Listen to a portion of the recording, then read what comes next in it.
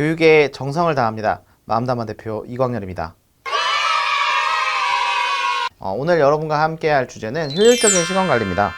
우리가 유휴 시간이라고 하는 내가 휴식을 하거나 또는 즐길 수 있는 여유로운 시간을 어떻게 관리할 건지, 그리고 다른 개념으로 보자면 매년 내가 인생을 살아가면서 흔히 얘기하는 인간에게 동일하게 주어진 이 시간이라는 것들을 어떻게 활용할지, 그리고 이걸 가지고 내가 무엇을 할 수 있는지를 같이 한번 얘기해보는 시간을 갖도록 하겠습니다.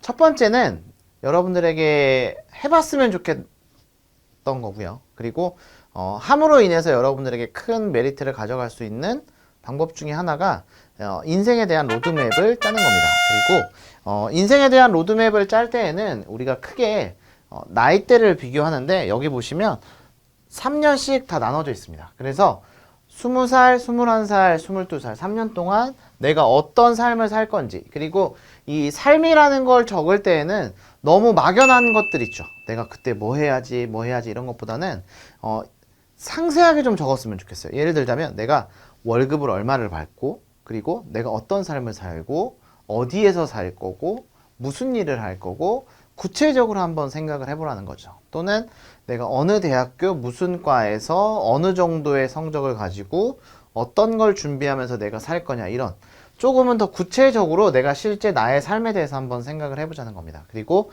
이 연도를 3년 정도 잡은 이유는 뭐냐면 내가 인생을 설계함에 있어서 1년 1년 하게 되면 생각보다 굉장히 힘들어요.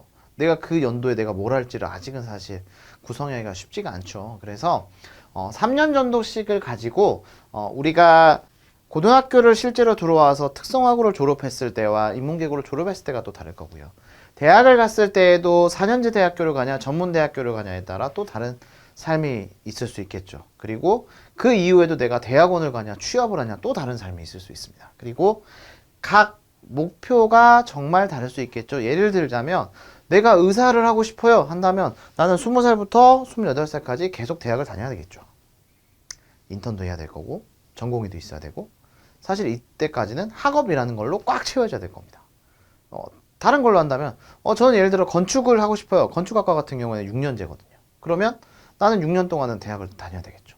각각의 사실은 내가 어떤 직업을 가질 건지, 그리고 내가 무엇을 할 건지에 따라서 이 안에 있는 과정의 삶들은 조금씩은 다를 수가 있습니다. 그래서 우리가 20살부터 26살까지 내가 뭘 할지, 어떤 걸 할지 여러분들이 한번 생각을 해보면서 내가 좀 변화되는 삶을 무엇이 있는지 한번 생각을 해봤으면 좋겠고요. 여기에 있는 나의 삶을 쓰실 때에는 그래서 그 나이대별로 해서 내가 꼭 해야 될 것들, 그리고 여기 써 있는 것처럼 목표, 직업, 성취감, 요 세 가지는 하나씩은 꼭 적었으면 좋겠습니다. 그래서 내가 어떤 직업을 가졌을지 그 나이대에, 학생이면 학생, 직업이면 직업, 직장이면 어느 직장, 그리고 내가 그 나이대에 꼭 이루고 싶은 목표, 내가 그 나이대에서 이것만큼은 꼭 해야 되는 것들, 이런 성취해야 되는 것들, 이런 것들을 좀 작성을 하셨으면 좋겠고요. 쓰실 때는 이렇게 숫자를 좀 적는 것도 한 가지 방법일 것 같아요. 그래서 1, 2, 3 순서대로 적어서 내가 뭘 해야 될 수 있는지 이런 것들을 순서대로 좀 적으시는 것도 한 가지 좋은 방법이 될 것 같습니다. 그래서 총 적는 거는 여러분들이 28살까지 적으시는 거고요. 두 번째는 앞에 나와져 있는 것들은 요 전에 여러분이 지금 봤던 거 적는 것들은 조금은 러프한, 그러니까 광범위한 범위 내에서의 내 직업과 목표에 대한 것들을 적는 거고요.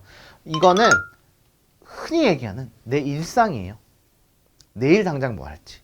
우리가 사실은 내일 뭐 할지도 잘 모르잖아요. 그래서 내일 지금 내가 지금 뭐 할지, 그리고 내일 하루 동안 하루에 대한 스케줄이라고 생각을 하시면 될 것 같습니다. 그래서 내가 당장 내일 어떤 삶을 살지, 그리고 내일 내가 꼭 하고 싶은 것들을 적으시는 겁니다.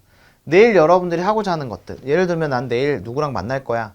그럼 누구랑 만나서 몇 시간 동안 있을 거야. 그리고 그 친구랑 만나는 이 시간이 가장 중요해, 가장 안 중요해, 이런 것들을 적는 겁니다. 그래서 내일 하루 동안 여러분들이 해야 될 것들을 하나씩 쭉 적으시는 겁니다. 근데 너무 많이 적으면 이게 내가 했는지 안 했는지를 헷갈릴 수도 있어요. 그래서 제가 추천드리는 거는 가능하면 요 5개 안에서 끝냈으면 좋겠어요. 하루에 5가지의 목표를 세운다는 것만으로도 사실은 충분한 역할을 하는 거거든요. 그래서 5가지 정도의 내가 뭘 할지를 적으신 다음에 두 번째는 시간입니다. 이 시간을 적는 이유는 뭐냐면 하루 동안 내가 그 일을 하기 위해서 필요한 시간이 딱 정해져 있을 거고, 그리고 그걸 함에 있어서의 소비되는 시간이 너무 길거나 또는 너무 많은 시간을 잡아먹는다고 한다면 다른 것들을 할 수 있는 시간이 없겠죠. 왜? 시간은 동일하게 주어져 있으니까. 그래서 그 일을 함에 있어서 내가 해야 되는 시간, 예를 들자면 내가 학원에서 예를 들어 꼭 공부를 열심히 해서 뭐 어떤 것들을 성취하겠다라는 것들을 적으셨다면 학원 같은 경우에 시간이 정해져 있죠. 딱 1시간 안에만 그걸 할 수 있죠. 그런 것처럼 각각의 목표에 대해서 내가 할 수 있는 소비 시간이 얼마 정도 있는지를 여기다 적으시는 겁니다. 그리고 가능하시면 여기에 이렇게 숫자로 적으시는 게 제일 좋습니다. 50분이면 50분, 60분이면 60분 이런 식으로 이렇게 분 단위로 적어주시는 게 훨씬 좋고요. 그 다음에 적으시는 게 뭐냐면 이 중요도 같은 경우는 어떤 거냐면 내가 하는 5가지 일 중에서 가장 이것만큼은 꼭 해야 되는 거예요. 그래서 5가지가 있다면 1번, 2번, 뭐 3번, 4번, 5번 이런 식으로 해서 내가 각각 제일 중요하게 여기는 것부터 작성을 하시는 겁니다. 중요와 우선순위는 달라요. 중요는 이것만큼은 꼭 해야 되는 거고요. 우선순위 같은 경우에는 먼저 해야 되는 거예요. 예를 들자면 아침에 일어나서 자전거 10분 타기가 나의 목표 중에 하나로 있어요. 내일 목표 중에. 근데 그게 내가 꼭 해도 되고 안 해도 되는 거예요. 그렇다면 중요도에 있어서는 한 4번째 정도가 될 수 있겠지만 아침에 일어나자마자 하는 거기 때문에 우선순위에 있어서는 가장 첫 번째가 될 수도 있겠죠. 그래서 아침에 일어나면서부터 저녁에 자기 전까지 내가 먼저 해야 되는 것들 순서대로 그냥 적으시는 겁니다. 그래서 내가 1번부터 5번까지 어떤 걸 먼저 하고 어떤 걸 나중에 할지 1번부터 순서대로 적으시는 거고요. 중요도나 우선순위나 이런 것들은 많은 날도 있고 적은 날도 있을 거예요. 그래서 조금씩은 다르겠지만 작은 습관 중에 하나입니다. 내가 내일 할 일을 적어보고 한다는 사람과 내가 내일 할 일을 그냥 내일 뭐 해야지 라고 그냥 생각하고 지나가는 사람이랑은 많은 차이가 있을 수 있습니다. 그래서 여러분도 너무 먼 미래라든지 너무 멀리 있는 생각보다는 당장 내일 뭐 하지? 라는 생각을 한번 좀 해보면서 이 일정들을 잡았으면 좋겠고요. 한 가지 중요한 건 학업이라든지 내가 진짜 해야 되는, 여러분이 학생이라면 공부해야 되는 게 직업이겠죠. 그런 것처럼 꼭 해야 되는 것들 말고 정말 친구를 만나야 되는 거, 놀아야 되는 거, 예를 들면 게임 레벨을 어디까지 꼭 올려야 되는 거, 이런 것들. 그래서 내가 조금은 쉴 수 있는 것들도 이 하루 소비 시간에 꼭 넣었으면 좋겠어요. 사람이 일만 할 수는 없잖아요. 그리고 하고 싶은 게 있고 해야만 하는 게 있을 겁니다. 그러면 그 하고 싶은 것, 해야만 하는 것 둘 다 넣었으면 좋겠습니다.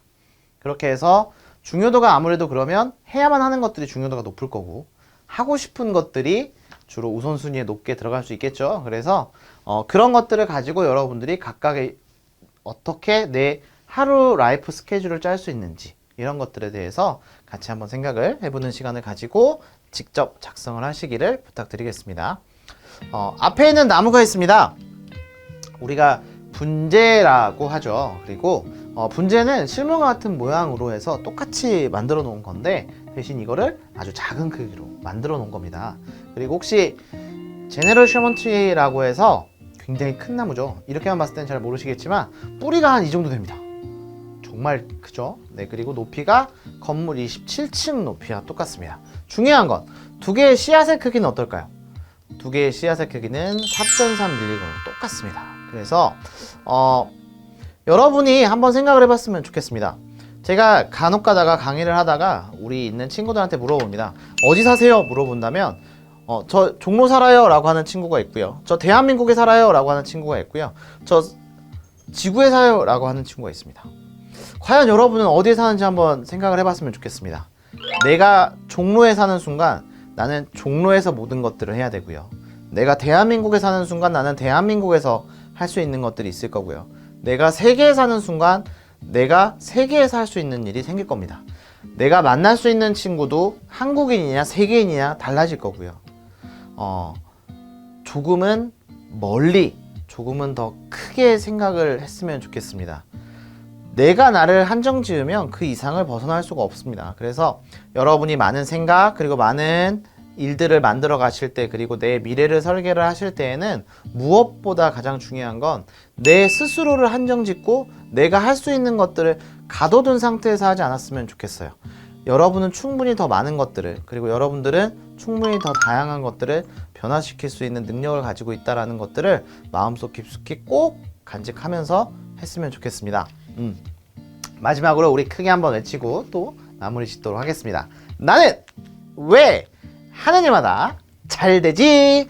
우리 자신감 가지고 다시 한번 새로운 시작 했으면 좋겠습니다. 수고하셨습니다.